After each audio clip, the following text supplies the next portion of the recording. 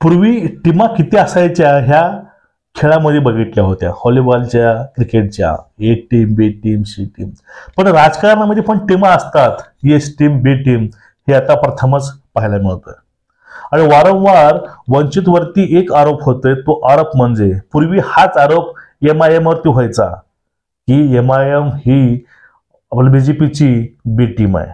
आता तोच आरोप होतोय वंचितकडे की वंचित ही बीजेपीची बी टीम आहे. मित्रांनो, बघूया आपण नेमकं प्रकार काय आहे, नेमकं ह्या शक्यता आणि अशक्यता काय आहेत, आपण या व्हिडिओतून बघणार आहोत. मी आपला मित्र राजकुमार जगताप आणि आपण बघत आहात RJM 2.0. बघा, आता महाराष्ट्रामधल्या राजकारणामध्ये पाणी गढूळ झालेलं आहे. ते पाणी गढूळ स्थिर आहे. स्थिर आहे म्हणजे आता इलेक्शनची जय्यत तयारी चालू आहे.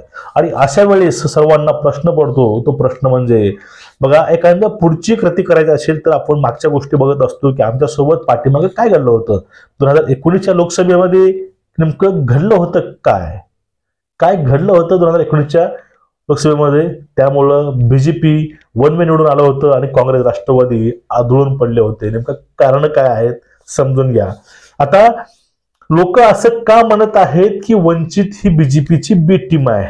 बघा, 2019 मध्ये राष्ट्रवादी काँग्रेसचे आणि काँग्रेसचे जे मतं पूर्णपणे खाल्ले होते वंचितने. कसं? ज्यामुळे जे मुस्लिम समाज आहे तो मुस्लिम समाज आणि बहुजन समाज पूर्णपणे, ओबीसी समाज हा पूर्णपणे समाज हा बहुतेक समाज वळला होता प्रकाशजी आंबेडकरांकडे, म्हणजेच वंचितकडे वळला होता. आणि बाकीचा जो समाज आहे तो राष्ट्रवादी आणि काँग्रेसकडे. पण जो अधिकृत मतदार आहे बीजेपीचा तो फुटला नव्हता. बीजेपीचा आणि शिवसेनेचा हा इथं स्थिर होता.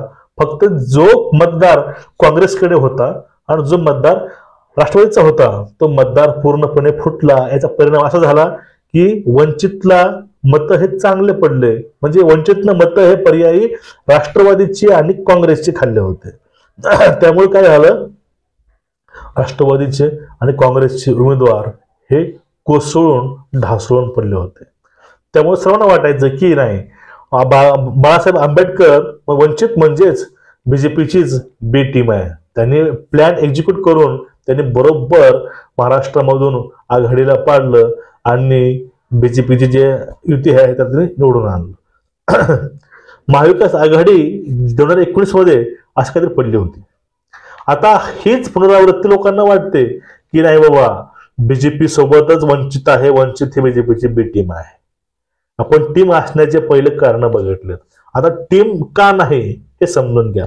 वारंवार भाषणामधून वंचितचे सर्वेसर्वा श्रद्धेय बाळासाहेब आंबेडकर म्हणतात की आम्हाला सत्ता बदल पाहिजे आणि आम्हाला महाराष्ट्रामध्ये बीजेपी नकोय आणि केंद्रामध्ये सुद्धा मोदी नकोय. आम्हाला मोदी हटाव मोहीम करून आम्हाला मोदींना पाडावं लागेल, हे ते वारंवार ओपनली बोलतात. बी टीम असं कधी बोलणार आहे का? बोलणार नाही. पहिला पॉइंट. दुसरा पॉइंट काय?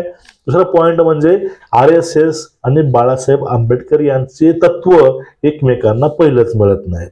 आणि हा जो व्यक्ती आहे श्रद्धेय बाळासाहेब आंबेडकर, हा व्यक्ती तसा नाही. कसा म्हणजे कसं, सत्तेला हपापलेला, सत्तेसाठी सर्वस्व काय पणा लावणारा असा हा व्यक्ती नाही. त्यामुळं ह्या शक्यताच नाहीत. त्यामुळं हा पर्याय दुसरा, त्यामुळं ही बीजेपीची बी टीम असू शकत नाही. आणि पर्याय तिसरा, निवडणुकीच्या अगोदर सर्वात पहिलं जी वार्ता आणि ज्या गोष्टी काढलेल्या आहेत ते बाळासाहेबांनी केलेल्या आहेत. पूर्ण राजकारण हे गुंडाळून पडलं होतं सराटी आंतरवालीला जालन्यामध्ये. त्यावेळी बाळासाहेबांनी खेळ्या करून गेले आणि बाळासाहेबांनी जो आपला मतदार आहे तो मतदार त्यांनी सुरक्षित केला. दूरदृष्टी करून त्यांनी काम केलं आणि त्यांनी काँग्रेसला ऑफर दिली, काँग्रेसला, राष्ट्रवादी, शिवसेनेला, आपण चौघांनी युती करू, आपण कुठलीही गोष्ट करायला तयार आहे यावेळेस, पण सत्तेमध्ये बदल असायला हवा आणि मला बीजेपी नको आहे. आणि ज्यावेळेस कुठल्याही गोष्टी असतील, काही तोडगे असतील, ते मी काढायला तयार आहे, मी करायला तयार आहे, मी कुणासंग युती करायला तयार आहे, फक्त बीजेपी सोडून मला बीजेपीला पाडायचं आहे. हे वाक्य प्रकाशजी आंबेडकरांचं आहे. जर व्यक्ती एवढं तळमळतो त्या गोष्टीविषयी की महाराष्ट्रामध्ये आणि पूर्ण भारतामध्ये आपल्याला संविधान हे वाचवायचंय, लोकशाही वाचवायची आणि लोकशाही वाचवायच्या गोष्टी करून जर व्यक्ती अशा गोष्टी करेल का? काही गोष्टी असतात ना मित्रांनो, त्या गोष्टी रक्तामध्ये असतात. काहीचे रक्त थंड असतात, काहीचे रक्त फिरतात, काहींचे रक्त बदलतात सुद्धा. पण बाळासाहेबांचं एक असं रसायन आहे, ते नेहमी टिकून असतं कुठल्याही एका गोष्टीवरती, मतावरती, तत्वावरती. ह्याच गोष्टी आहेत. ह्या तिन्ही गोष्टीमुळं बाळासाहेब कधीही बीजेपीची बी टीम नव्हते.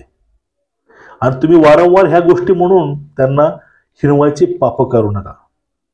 राजकारण राहिलं राजकारणाच्या ठिकाणामध्ये, पण थोडं तुम्ही समाजकारण तुम्ही समजून घ्यायचा प्रयत्न करा. आणि ह्या कुठल्याही गोष्टीमधनं असं कळत नाही की बाळासाहेब आणि बीजेपी हे ये बी टीम असतील. हे पूर्णपणे परस्पर विरोधी हे दोन टीम आहेत. आणि राहून राहून एक प्रश्न असा पडतो की एवढं वजन वाढलेलं असताना वंचितचं महाराष्ट्रामध्ये, तरी पण काँग्रेस यांना सोबत काय घेत नाही. आता तर पूर्ण 12 वाजलेले आहेत आघाडीचे. शिवसेना फुटली, राष्ट्रवादी फुटली, एवढं फोडाफोडी होऊन सुद्धा काँग्रेस वंचितला सोबत का घेत नाही. मग आता बी टीम याने कुणाला म्हणायचं? बी टीम वंचितला म्हणायची की बी टीम काँग्रेसला म्हणायची? काँग्रेसला माहित आहे आपलं सगळं वंचित आलं नाही तर आपण पूर्णपणे पडणार आहोत यावर्षी, पण यावेळेस पण मतदान हे पूर्णपणे वंचित खाणार आहे एवढं माहित असताना सुद्धा त्यावेळेस काँग्रेस यांच्यासोबत युती का करायला तयार होत नाही लवकर, हा एक प्रश्न पडतो. नेहमी लोकांना वाटतं की चर्चा अशी पण चालू आहे की बीजेपीची बी टीम वंचित नसून काँग्रेस आहे का, असा प्रश्न सर्वांना पडतोय. आणि तुम्हाला याविषयी नेमकं वाटतंय काय की बीजेपीची बी टीम काँग्रेस आहे, एमआयएम आहे की वंचित आहे? नक्कीच खाली कमेंट करून सांगा. तुमचे अभिप्राय नक्कीच कळवत चला. तुम्हाला आपले व्हिडिओ आवडत असतील चॅनलला सबस्क्राईब करा आणि बेल आयकॉन दाबून व्हिडिओ शेअर करत चला. सर्वांना जय हिंद, जय भीम, जय शिवराय.